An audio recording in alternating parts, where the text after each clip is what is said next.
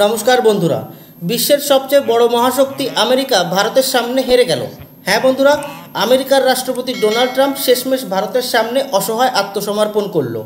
ভারত আমেরিকার মধ্যকার সম্পর্কের এই উত্থান পতনকে যদি একটু খেয়াল করেন তাহলে এটি কোনো রোমান্টিক ড্রামার চেয়ে কম কিছুই নয়। রাষ্ট্রপতি হিসাবে ডোনাল্ড ট্রাম্পের প্রথম কার্যকাল ছিল ভারত আমেরিকার প্রেমের সম্পর্কের মাখো সময়কাল।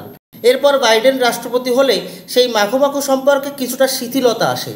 এরপর আবার যখন ট্রাম্প রাষ্ট্রপতি হিসাবে নির্বাচিত হন তখন আমরা ভারতীয়রা ভেবেছিলাম ভারত আমেরিকার পুরনো প্রেম আবারও মাথাচাড়া দিয়ে জেগে উঠবে। প্রথম দিকে ট্রাম্পের কথাবার্তায় সেটি মনেও হচ্ছিল। ট্রাম্প বলেছিল ভারত আমেরিকা তাদের দ্বিপাক্ষিক বাণিজ্যকে 500 বিলিয়নে উন্নীত করবে। এমনকি দক্ষিণ এশিয়ার জিওপলিটিক্সে ভারতকে ফ্রি হ্যান্ড দিয়েছিল ট্রাম্প। ধীরে ধীরে সময় বদলায় এবং ট্রাম্প মোদিজিকে টাফ নেগোসিয়েটর বলেন এবং ভারতকে ট্যারিফ কিং বলা শুরু করেন। তখন পর্যন্ত আমরা ভারতীয়রা এটাই বলাবলি করছিলাম যে আমেরিকা ভারতকে ট্যারিফ কিং বলে যে ট্যাগ দিল তা আমেরিকার দৃষ্টিকোণ থেকে একদমই ভুল কিছু নয়, আর এর জন্য আমরা আমেরিকাকে কোনো প্রকার দোষ দিচ্ছি না। এরপর হঠাৎ করেই গলবানের সন্ত্রাসী হামলা চালালো পাকিস্তান এবং তার জবাবে ভারত অপারেশন সিঁদুর লঞ্চ করলো, আর এখান থেকেই বিচ্ছেদের ঘটনা শুরু হয়। ডোনাল্ড ট্রাম্প নিজেকে বড় হনু দেখানোর জন্য হঠাৎ করেই বলে দেয় যে ভারত পাকিস্তানের মধ্যকার যুদ্ধবিরতি নাকি সেই করিয়েছে, আর এতেই চটে যায় ভারত সোজাসুজি বলে দেয় যুদ্ধবিরতির সিদ্ধান্ত একমাত্র ভারত সরকারের, আর এই সিদ্ধান্তের পেছনে কোনো প্রকার বাইরের শক্তির কোনো প্রভাবই নেই। আর ভারতের এই চাঁচাছোলা কথায় ডোনাল্ড ট্রাম্পের ইগো হার্ট হয়।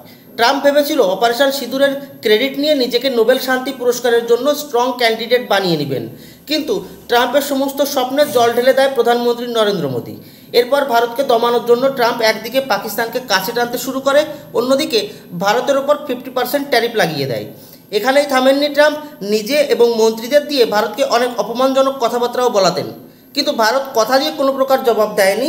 ভারত সেখানেই আঘাত করেছে যেখানে আঘাত পেলে আমেরিকা সবচেয়ে বেশি ব্যথা পায়।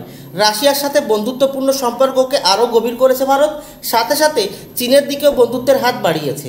ভারতকে রাশিয়া এবং চীনের সাথে একসাথে দেখে ট্রাম্পের বুকে ব্যথা শুরু হয়। ট্রাম্পের পুরনো প্রেম আবারও জাগ্রত হওয়া শুরু হয়েছে। স্ক্রিনে দেখুন, ডোনাল্ড ট্রাম্প ট্রুথ সোশ্যালে পোস্ট করে বলেছেন, এটা বলতে আমি খুব খুশি হচ্ছি যে ভারত এবং আমেরিকা দুদেশের মধ্যে বাণিজ্য চুক্তির বাধাগুলোকে দূর করতে আলোচনা শুরু করেছে।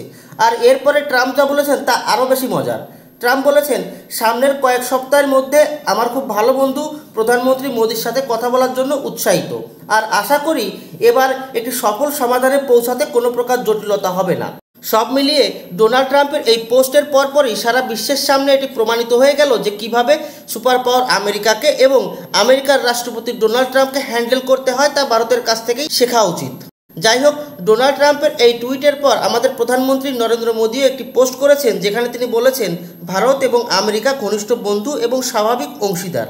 তিনিও অধীর আগ্রহে অপেক্ষা করছেন ট্রাম্পের সাথে কথা বলতে। অর্থাৎ ডোনাল্ড ট্রাম্প পুনরায় ভারতের সাথে সম্পর্ক ভালো করার জন্য যখন হাত বাড়িয়েছেন তখন ভারতও ট্রাম্পের এই পদক্ষেপকে অ্যাপ্রিসিয়েট করলো।